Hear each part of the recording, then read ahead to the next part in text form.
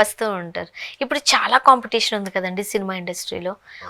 ఒక ఛాన్స్ ఉందంటే 100 మంది ఉన్నారు.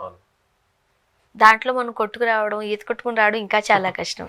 అంత కాంపిటీషన్ మీరు ఎప్పుడైనా ఫీల్ అయ్యారా? మీ ఛాన్స్ వేరే వాళ్ళు పట్టుకెళ్ళిపోవడం, అంటే నువ్వే రాంబాబు అని అనడం, అయ్యో ఐఎమ్ సారీ అనడం, మీకు జరిగాయా? 1-2 సందర్భాల్లో జరిగాయి. నేను అవన్నీ పట్టించుకోలేదు, ఎందుకంటే అది పట్టించుకుంటే మనం అక్కడే ఆగిపోతాం, ఇంకా సినిమా రాయలేం కదా. కానీ ఆ సెకండ్కి అయితే కాస్త ఇబ్బంది అనిపిస్తుంది. కానీ అది ఎక్కడైనా ఏ రంగంలోనైనా ఉంటది, కాంపిటీషన్ ఏంది ఉంటుంది కదా.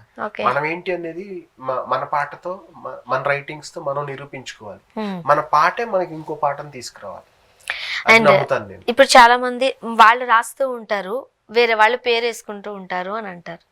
నిజమా అండి ఇది? అంటే మీరు రాస్తారు, రాంబాబు గారు పాట రాశారు, స్వర్ణ వెళ్ళి ఇది నేనే రాశానని చెప్పి ఏదో అక్కడ జరుగుతుంది, ఒక లాబింగ్, స్వర్ణ పేరు పడుతూ ఉంటది అని అంటారు. నిజమా అది? నాకైతే జరగలేదు. బట్ విన్నారా? ఇండస్ట్రీలో చూసారా? విన్నారా? అలాంటి ఎక్స్పీరియన్స్ మీ వరకు ఏదైనా వచ్చి ఆగిందా? నా వరకు ఏం రాలేదు. అదృష్టవంతులు ఫీల్ అయ్యేది.